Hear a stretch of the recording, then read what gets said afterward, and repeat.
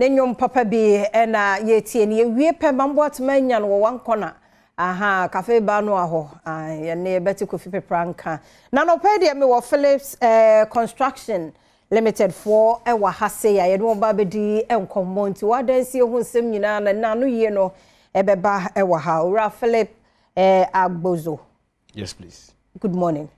Na bibia bokode ye de nyame ase papa pa adan no mosi ahe ne meje ye de Yesi bebre wo home bebre si bebre patcho yesi bebre. Okay. Enti Philips construction apart from musi e dey na moye. We are into building and construction. We do architecture design, structure designs and general construction. Yeah, to boka kramaye. Mate, architecture designs. Yeah, so we were drawing a plan. Yeah, we are into that. Yeah, no ma wonimu so. Yes. And I say we be seen diner. We are into it. So be see diner e framework. Ba be see amai.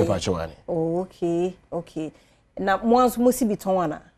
Me patcho wane. Okay. Nti mo si bi dada. You will be. Okay. But yes, patcho wane. Okay. Nti process let to say, you can say ya obi ani age ho because we should have kofa form binom ni ade a I say delay bi bem. Nti mo de my adwumakuo ide. Say na mo structure net here obi pese ofre mo na mo be sine dan ma no ete say. Okay, say ofre first na bisa say o asase. And the first question be bisa. Okay, o asase a ye be bisa of o site plan. O site plan. O che o site plan na okay, na ya hwe. Ya hwe se bia okay na okay. Obu ha oni plan. Oni building plan akasa. Na ya hwe na ya ma no building plan. Obu so ba no so na okura ne plan da. Okay. He ti o de plan ba. Obu ha ye be hwe na ye tufu. Plan ya o de abai obetimi si, ontimi si. Obu ha wo hu se bia ne no bi esi bi ti o be so si bi. Ba make say bia na ho de so endusa. Ti o de plan ba ye be tufu. Even crap no say ye ma plan crap one. Ye be ma ali options. E bia plan we say na wa hwe na ojusu ne awo pe. Sanity. Ti ye we plan na ya break it down na ya ma estimate. What I say. Obu be say complete estimate. Complete estimate eye obu won so on penisa opening phases ti dia ope bia no ye beye sa dia ma okay nti say bia obi pe 3 bedroom self container in phases na say oh my raw estimate ye wo substructure and ye wo superstructure okay understand it is substructure na say e bia ye see e bia ye foundation estimate amount okay what I say and then say bia so gina foundation so the moment obi to my foundation ko na dia aka nyina de wetima ye okay yes the my foundation na afina dia aka no na ya ma big down so at till so be we okay nti no san my construction company no bi oni nyina chese nti me as landlady men kanesa no me fa hwe ma se bia me na me de cement beba me na me de anwia beba me na me de brick like me nye hwe okay obi wo ha oba ohonom a or say me a metal materials okay ti no so we are okay with that obi won so be say Mr. Philip be say me di juma mamu okay e shemusa na mu yibia mame the here say obi ma yi ti ni nyina so ere e wo ho ti di how open ni bia we are okay we are good to go yes please enti ekoba sa no a say you botom na mu di behunu time ye be wie dan no ubotum su etre yes ubotum etre pa because this year no niema enye stable price of things na increase day by day thing bia prices it ubotum su eka hom se dan be cha ni nya so enche so nya nya so pa chwane okay nje say mo hin fasisi you location Accra Taifa Dinami Street Accra Taifa yeah Dinami Street you're closer to Joanna Hotel but you location yeah. Your number is 027. Relax. 1. Okay. 027. 027. Okay. 101. 101. 3987. 3987. 87. 0271 013 987. 0271 013 987. So I'm do sit down. Na mo da mo ton ensase on. Ye wonsase ayo tunton. Say them so man's one doso. Asase manso no. Se we be share manso ani nyina agina so. Unhia manso so agina so. Me de hwan. Se wo na maba. Okay. Philip. You want to get a land.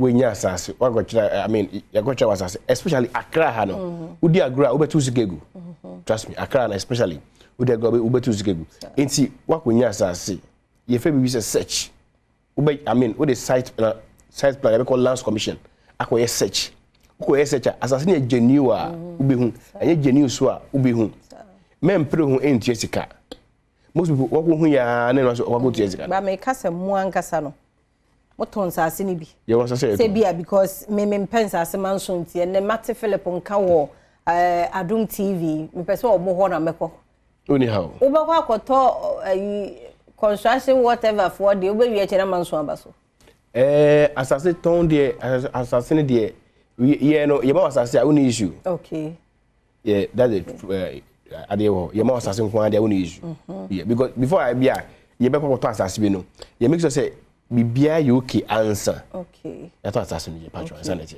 na ye hwe wo nkra hanko na mo na mo ye lokitu Accra but ye ko bibia ko ejuma okay Accra Kumasi Utamale unyina ye ko ejuma yes to bibia ube free bia we gonna come and work for you okay okay na mo pe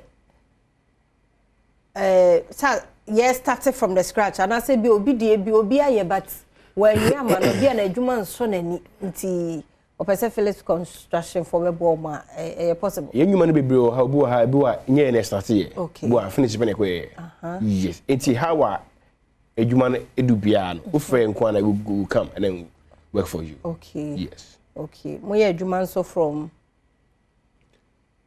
as in you working any days oh days in the I mean Monday to Saturday okay yeah Monday to Saturday hours no so e bia na hours no started from I mean 8 now 5 na yes patron ti e frame any time bia e benya mo social media handles bi obi betimi akohwe mu nyuma bia e bia maye ya na me patron okay uko TikToker Phillips Construction okay Facebook Phillips Construction and YouTube Phillips Construction okay patron ni nyina mo ho patron yo na mo dan no so aya de hin bia 3 2 sanity and then no mostly no 4 bedroom at least okay 4 bedroom at least and I am for at AC okay yes no bi na mun see a type ni be 2 bedroom self contained 2 bedroom self contained yeah bu ha ya na bu ha ne ye ode ba but dia ye si aye to ne dia 4 bedroom patchwa na mun see 3 nkan ho ne yeah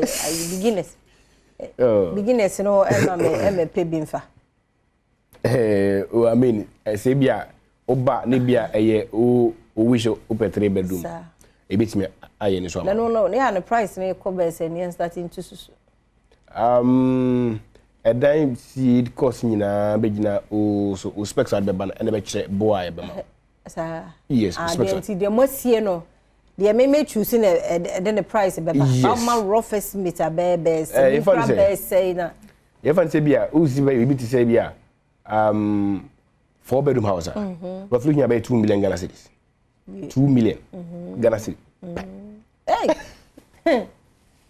nyame beye e da se pato bibie mo ho a e bia pese yentia ti location no ti dia meka ana dia meka che ti fu nyina ne se e dan se die e yade ye na obia so betime sida de yan se obe determine obe sa kwa jin se ade na pese me ye definitely kran obe ye betime aye nti dia my number ni bi me hu 0544 okay 599 350 0544 599 350 and 0271 013 987 0271 013 987 na say densie na opeso won simon say asase won pemanso e wo so a na wa contact Felix Construction na one more abo ti se bibia ni ho de adaro me de besi ha